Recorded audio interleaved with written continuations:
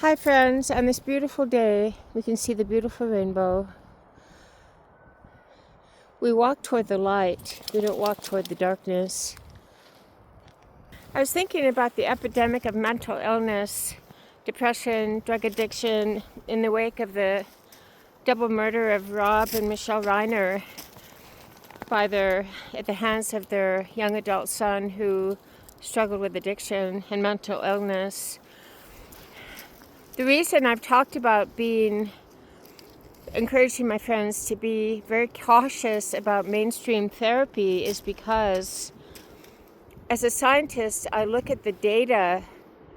If you want good data, you have to look at the experiment. What are you doing? That young man had been in rehab 15 times, and most, if not all, mainstream therapists will label you, drug you, and focus on your flaws. They will encourage you to be self-absorbed and focus on your flaws and your shortcomings. Of course, if your shortcoming is so prominent that it is ruining your life, like what this young man did, shooting up heroin, then we remove that behavior. But I'd like to encourage my friends to instead realize that we all have flaws. We are all broken. We are all ill. That's why we need a savior. We cannot be our own savior. And to focus on our strengths. We are all beautifully and wonderfully made. We focus on our strengths, not our flaws. I have genetic depression. Both my sons tend to have genetic depression. It runs in my Icelandic side of my family. If I were to focus on that, and sometimes I do, then I have a really bad day and I'm stuck in the muck of quicksand, me. A self-absorbed life is a very miserable life. It's easy to focus on our flaws. I believe God made us all unique, obviously. We're all flawed because we are human, but we're to focus on our strengths. We focus on our strengths. How can we live our lives to make another person's life better? How can I live my life today to lighten the load of another person? I have the gift of empathy, and I have the gift of being able to put myself in another person's shoes and wanting to meet that person where they're at. We want to realize that we all have a purpose in this world, and instead of aimlessly floating about like leaves tossed about by the wind, we have a plan. We structure our day. My plan, what is your plan? Purposefully lift another's need.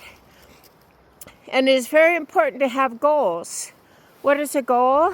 Go on and live. When we are devastated by disappointment, when we are devastated by, welcome to the human race, we must get up, show up, and continue moving by what? Focus. Refocus off ourselves, refocus on our living God who gives us purpose, power, passion, and it tells us to live in the present.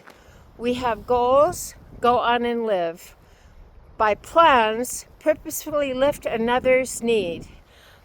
So many people now turn to rehab, turn to the therapist, turn to the antidepressant. And as a scientist, I look at the data.